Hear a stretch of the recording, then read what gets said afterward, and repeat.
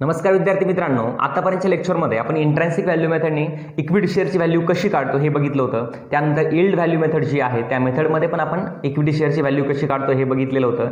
त्याचबरोबर fair value method म्हणजे दोन्हींची ॲव्हरेज आहे हे आपण बघितलेलं आहे. म्हणजे आतापर्यंत आपण प्रत्येक मेथड ही स्वतंत्र घेत आलेलो आहे.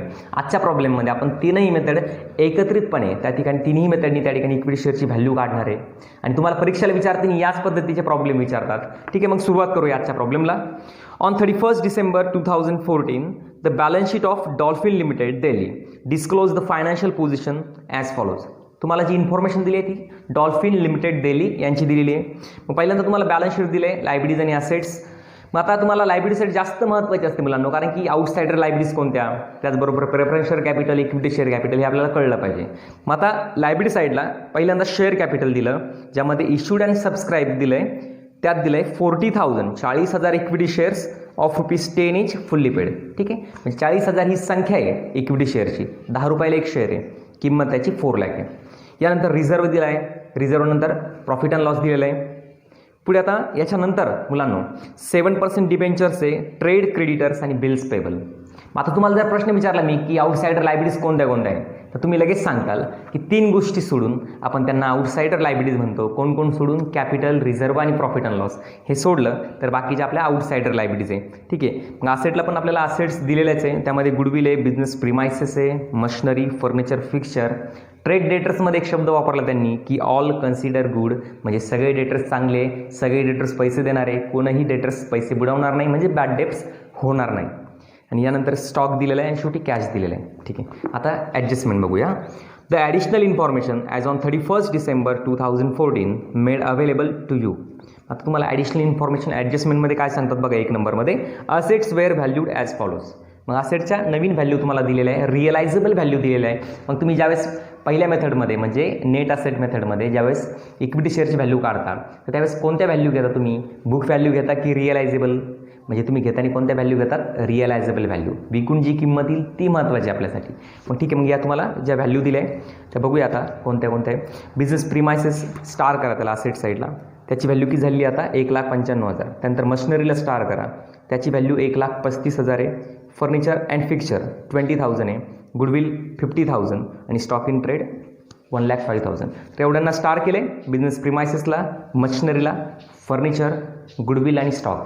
तर यांच्या व्हॅल्यू घेताना ॲडजस्टमेंटमधल्या घ्यायच्या, रिअलायझेबल व्हॅल्यू. असेट साईडच्या व्हॅल्यू घ्यायच्या नाही. ठीक आहे, मग आता एवढ्यांना तुम्ही स्टार केलेले. आता असेट साईड चेक करा बरं, कोणत्या असेट्सला ॲडजस्टमेंट नाही आहे. पहिलं डेटर्सला नाही आहे. डेटर्स पूर्ण घ्यावा लागेल, कारण की ते सांगतात ऑल डेटर्स गुड आहे, सगळे पैसे देणार आहे, म्हणजे पूर्ण अमाऊंट घ्यावी लागेल. म्हणजे डेटर्स आपल्याला आहे तसं घ्यावं लागणार आहे. आणि शेवटी कॅश राहिलं, कॅश पण आपण काय करतो? आहे तशी घेत असतो. ठीक आहे, म्हणजे 2 असेटला ॲडजस्टमेंट नव्हत्या, त्यांच्या व्हॅल्यू आपण आहे तशा घेणार आहे.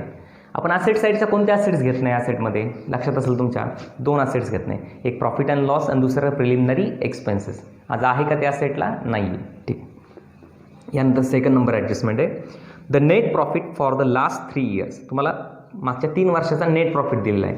या प्रॉफिटचा उपयोग कोणत्या मेथडमध्ये होतो आपल्याला? यील्ड व्हॅल्यू मेथडमध्ये, जी ॲव्हरेज प्रॉफिट काढतो आपण त्याच्यासाठी होतो. ठीक आहे, म्हणजे या प्रॉफिटचा उपयोग आपल्याला दुसऱ्या मेथडमध्ये होणार आहे. त्यानंतर पुढे म्हटले बघा, of which 20% was transfer to reserve. Transfer to रिझर्व्हला अंडरलाईन करा. मग दुसऱ्या मेथडमध्ये यील्ड व्हॅल्यू मेथडमध्ये बघा आपण रिझर्व्हला प्रॉफिट पाठवतो. मग तो किती पाठवायला लावला त्यांनी? 20% पाठवायला लावलेला आहे. ठीक आहे, मग रिझर्व्हचा रेट किती झाला? 20% झाला. पुढे this proportion being consider reasonable in the industry in which the company is engaged and were a fair return on investment. Underline करा, फेअर रिटर्न ऑन इन्व्हेस्टमेंट म्हणजेच रेट ऑफ रिटर्न. बरोबर, आपण जो घेतो ना रेट ऑफ रिटर्न, तर त्या ठिकाणी जे आहे रेट ऑफ रिटर्न, तर तो किती दिला आपल्याला? त्यांनी 20% दिलेला आहे. ठीक आहे, नॉर्मल रेट ऑफ रिटर्न जो आहे आपला तो किती दिला त्यांनी? 20% दिलेला आहे. मग ठीक आहे, मग आपल्याला ज्या 2 गोष्टी गरजेच्या होत्या, एक रिझर्व्हचा रेट किती आहे तो दिला आहे, 20% दिला आहे. त्याचबरोबर नॉर्मल रेट ऑफ रिटर्न जो आहे तो पण सुद्धा किती दिला आपल्याला त्यांनी? 20% दिलेला आहे. मग ठीक आहे, आता पुढे म्हटले you are required to calculate. तुम्हाला इक्विटी शेअरची व्हॅल्यू काढायची आहे. Net asset method, yield basis method आणि फेअर व्हॅल्यू, या तिन्ही पद्धतीने आपल्याला इक्विटी शेअरची व्हॅल्यू काढायची. तर सुरुवात करूया आपण मग कॅल्क्युलेट करायला. मग पहिली मेथड जी आपली, पहिली मेथड कोणती आपली? First method net asset method, म्हणजेच इंट्रेन्सिक व्हॅल्यू मेथड. त्याने सुरुवात करू आपण. आता मी A नंबर टाकतो त्या ठिकाणी. Net asset method. आता बोर्डवर सगळ्या तिन्ही मेथड सोबत बसतील असं नाही आहे, त्यामुळं आपण एक एक मेथड त्या ठिकाणी घेणार आहे बोर्डवरती. मग पहिल्यांदा नेट असेट मेथडची आहे, कारण की आपल्याला तिन्ही मेथडने आन्सर काढायचे. मग या मेथडमध्ये तुम्ही काय करता, मग फर्स्ट नंबर 3 स्टेप्स आहे आपल्या. फर्स्ट नंबर तुम्ही काय करता, कॅल्क्युलेशन ऑफ काय टोटल नेट असेट. मग पहिल्यांदा तुम्ही टोटल नेट असेट काढता. टोटल नेट असेट, मग टोटल नेट असेट. ठीक आहे, टोटल नेट असेट काढताना काय करतो आपण, असेट्समधून काय वजा करतो, लायबिलिटीज वजा करतो. मग पहिल्यांदा असेट्स घ्यावे लागतील आपल्याला. मग असेट्स घेऊ आपण इथं. चला, मग असेट्समध्ये पहिली जी असेट आहे त्यांनी सांगितलं असेट साईडकडून सुरुवात करायची. ज्याला टिक मार्क आहे त्याची नवीन अमाऊंट घ्यायची, म्हणजे कोणी हुकायला नको. हां, पहिल्यांदा गुडविल सांगितलं आहे, मग गुडविल घेऊ अगोदर. गुडविलची व्हॅल्यू बघा त्या ठिकाणी ॲडजस्टमेंटमध्ये टिक मार्क दिलेला आहे. किती ती गुडविलची व्हॅल्यू 50,000 आहे, 50,000. गुडविल नंतर पुढची जी असेट आहे ती बिझनेस प्रिमायसेस आहे. बिझनेस प्रिमायसेस,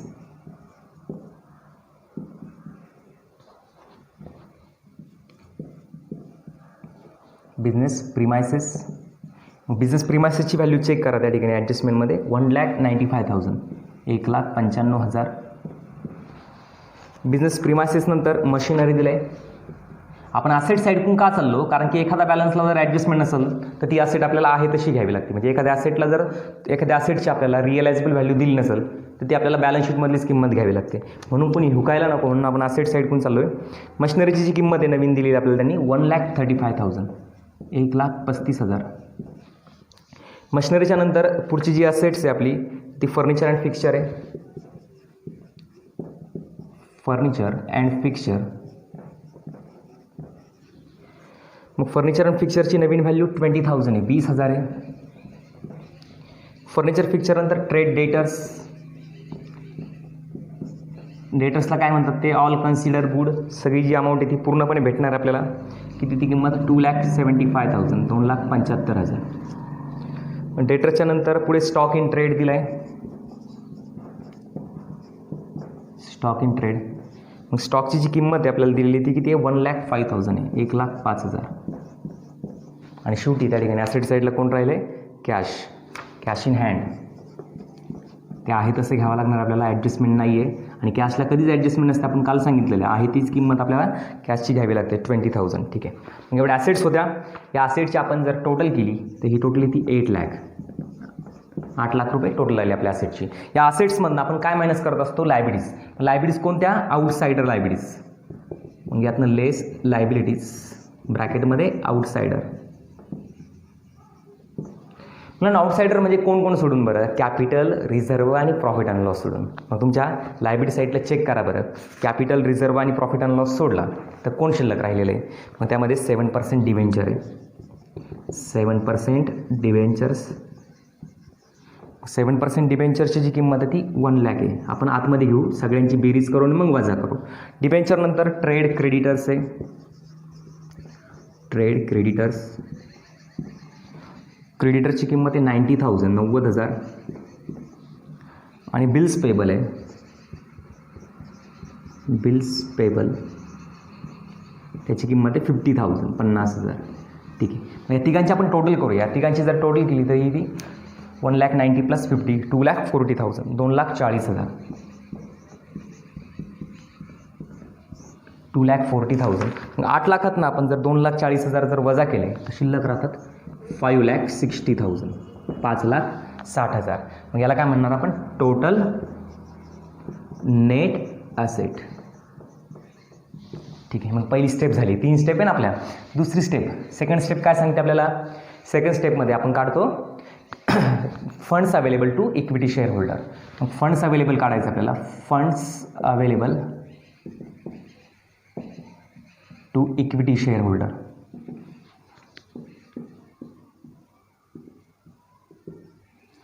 मग हा फंड्स अवेलेबल कसा काढतो आपण, टोटल नेट असेट घेतो आणि त्याच्यातून काय वजा करतो, प्रेफरन्स शेअर कॅपिटल. खाली टोटल नेट असेट किती आलं आहे, टोटल नेट असेट्स 5,60,000, 5,60,000. त्यातनं लेस प्रेफरन्स शेअर कॅपिटल तुमचं प्रेफरन्स शेअर कॅपिटल तुमच्या लायबिलिटी साईडला दिलं आहे की चेक करा बरं.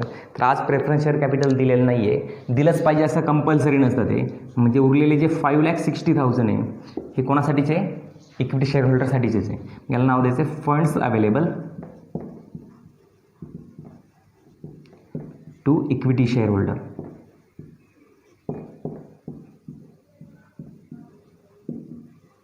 लास्ट स्टेप, थर्ड स्टेप जी आहे ह्याच्यामध्ये आपण काय काढतो, इंट्रेन्सिक व्हॅल्यू काढतो ईच इक्विटी शेअरची. यामध्ये intrinsic value of each equity share.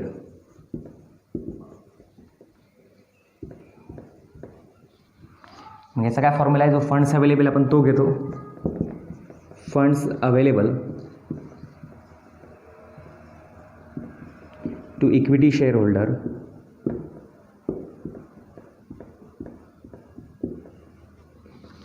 divided by number of equity shares. Formula लक्षात असले पाहिजे आपल्या. ठीक आहे, म्हणजे फॉर्म्युला वगैरे काय नाही, जे फंड्स अवेलेबल आहे त्याला भागिले एकूण जी संख्या असते इक्विटी शेअरची त्याने भागायचे. फंड्स अवेलेबल किती आले आपल्या आता, 5,60,000, 5,60,000 डिवायडेड बाय. आता नंबर ऑफ इक्विटी शेअर्स तुमच्या लायबिलिटी साईडला चेक करा. 40,000 शेअर्स नावातच तुमच्या दिलेले 40,000 शेअर्स. मग 40,000 इक्विटी शेअर्सनी त्याला डिवाईड करू. 40,000 इक्विटी शेअर्सनी त्याला जर डिवाईड केलं तर त्या ठिकाणी आपलं जे आन्सर येतं ते ₹14 येतं.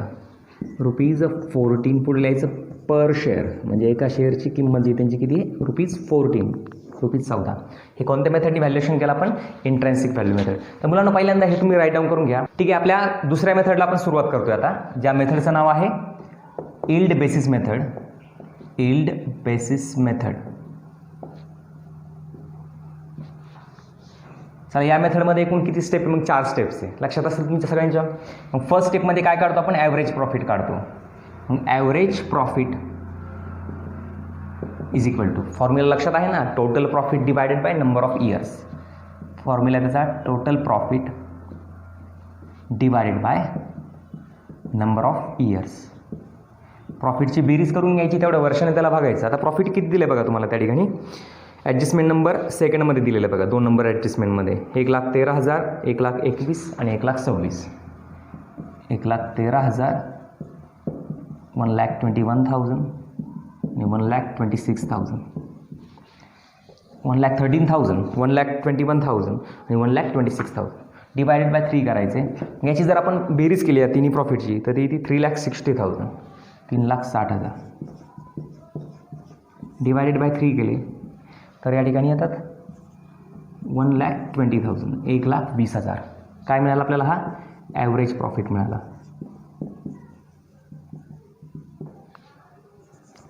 सेकंड स्टेप आपली. मग सेकंड स्टेपमध्ये काय करत असतो आपण, ॲव्हरेज प्रॉफिट नंतर मेंटेनेबल प्रॉफिट काढत असतो. Maintainable profit. आता मेंटेनेबल प्रॉफिट जो आहे तो काढण्यासाठी काय करावं लागतं आपल्याला, ॲव्हरेज प्रॉफिट जो आहे तो घ्यायचा आणि त्यातनं जो रिझर्वचा पर्सेंटेज आहे तेवढे वजा करायचे. मग याचा फॉर्म्युला आहे ॲव्हरेज प्रॉफिट मायनस रिझर्व. चला, आता ॲव्हरेज प्रॉफिट आपण आत्ताच काढला, किती आलता, 1,20,000, 1,20,000 मायनस आता रिझर्व. तुम्हाला ॲडजस्टमेंटमध्ये सगळ्यात शेवटचा पॅराग्राफ बघा, 20% वॉज ट्रान्सफर टू रिझर्व. 20% सांगितलेले रिझर्वला पाठवायला, 20% याच्यावरच काढायचे. 1,20,000वर 20% 24,000 येतात. 20% याच्यावरच काढल्या, 20% ऑन 1,20,000, 1,20,000वरच काढले ते. ठीक आहे, 1,20,000मधून आपण 24,000 मायनस केले तर किती येतात, 96,000, 96,000 येतात. ठीक आहे, यानंतर हा काय झाला आपला मेंटेनेबल प्रॉफिट झाला. मेंटेनेबल प्रॉफिट आपली थर्ड स्टेपमध्ये काय करतो आपण, कॅपिटलाइज व्हॅल्यू काढतो या मेंटेनेबल प्रॉफिटची. Third step, capitalise value of maintainable profit.